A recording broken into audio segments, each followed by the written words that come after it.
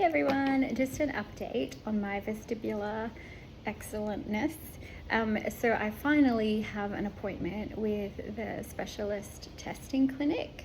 So there's only one in far north Queensland, and I'm very fortunate to be able to get him in and see him 2 appointments, and they will be right before my ENT appointment, so that will all work out really well. So I'm super excited about that.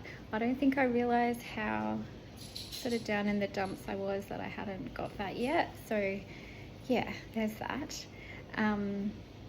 My work, I've been 3 weeks since I provided a letter from my GP to say that I'm fit for work, fit to return to work on sort of reduced hours, and then see how I go and build up to normal. And there's no reason why I can't be working, but my employer has as yet to get back to my boss and tell him that I'm okay to come back on site. And unfortunately I got paid again, and I don't have any leave or any money that I can have. So now I'm just growing this, what feels like a massive debt. And I'm not earning any money. So that's not been fun, but I've been trusting God because I know that He is in charge and He is not surprised by any of this. So yeah, it's okay. So I have heard from my employer today. I wrote a letter just sort of outlining, like, we had a conversation, this is what he said, this is what I said, this is my understanding, have I understood it correctly, just so that I know that I've got that. If this keeps going much longer, I will have reached my 60 days of not working and not being able to work, coming up very soon, like in the next day or so, which means that I can apply to have my insurance paid from my super, which is quite a process. And 60 days not working is a very long time.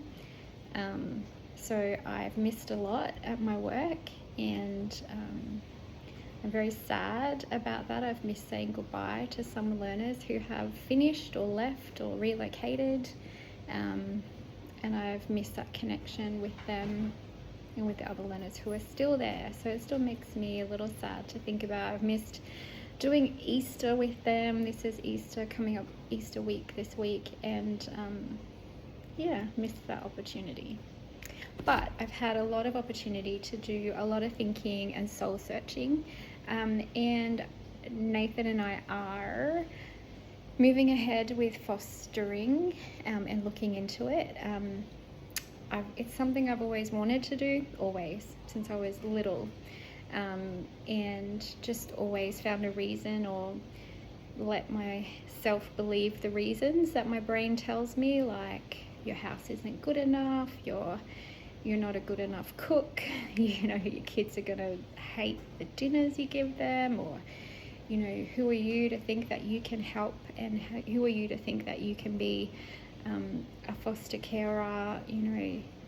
There's broken relationships with my own children that are quite difficult, and for a long time I thought, well, I guess I'm just not cut out to be a mum, and I'm not a good mum. But that's my heart, and I found that the enemy attacks you in the place where your biggest strength and purpose is. So it's no surprise that he's attacked me in this area.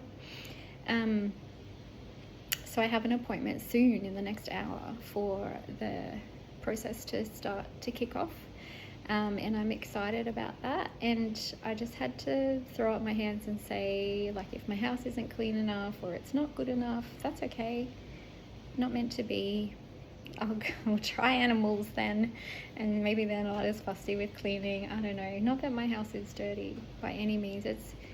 We have a lot of stuff that needs reorganizing, and I keep thinking about decluttering, and then I think, what if there's a war? I might be able to barter with my paper goods. I don't know. Who knows how our brains work, but I just am not in a place of giving away at this point in time. And when we did have a whole bunch of stuff to donate, the centres were not accepting them, so we were unable to give away anything.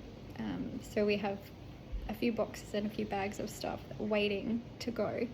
There is a new op shop opening, and if I could drive, I would take all my stuff, my books and everything, to them so that they could have them, but they've asked for donations, but I can't actually get there, and Nathan's time off work is very limited, and pretty much I see him only during a work week if I have a doctor's appointment and he has to take me, and so that's like our little date time, given that we are not earning a lot of my income, any of my income, so not earning the income that we need to do all the fun things. So but we're okay, like financially his wage is enough for us, and God looks after us and blesses us.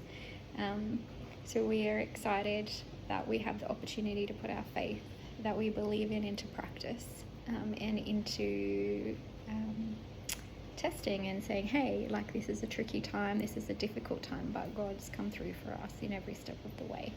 So that's been amazing.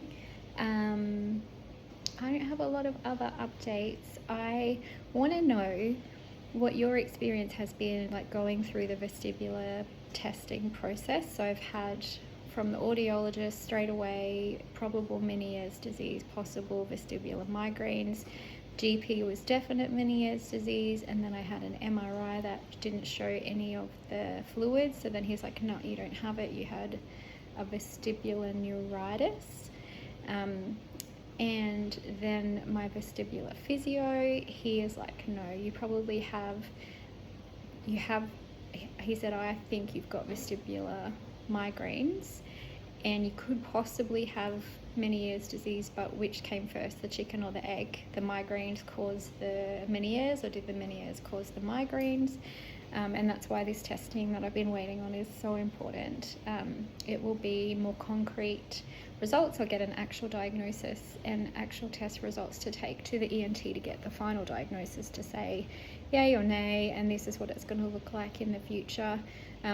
Also, the ENT is when I find out when I can have if I can have my license back, even just as a private person. Obviously, I don't drive if I have any dizziness, or if I find like I'm not wanting to turn my head because I've noticed like, oh, hang on, I'm not looking in intersections properly, because when I turn my head I feel a bit woozy, so then I'm like, oh, well, I need to stop driving.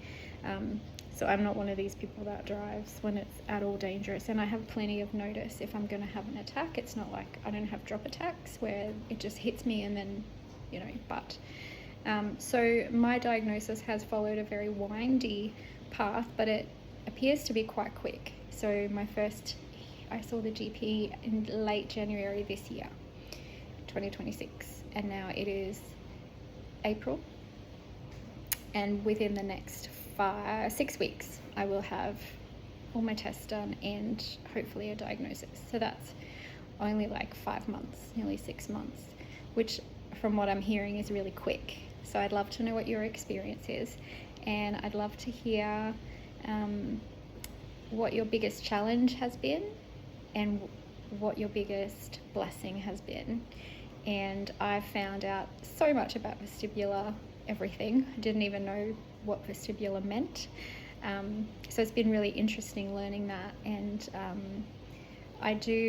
yesterday went for a walk with the dogs and stumbled, over to the tree because I was trying to walk in a straight line, but I couldn't. And I'm like, seriously, look so drunk right now. So I do still look dizzy and not drunk. And I don't know that that's ever going to go away. So I guess the ENT will be able to tell me that. But what's your experience? I'd love to hear. All right, I will talk to you again soon.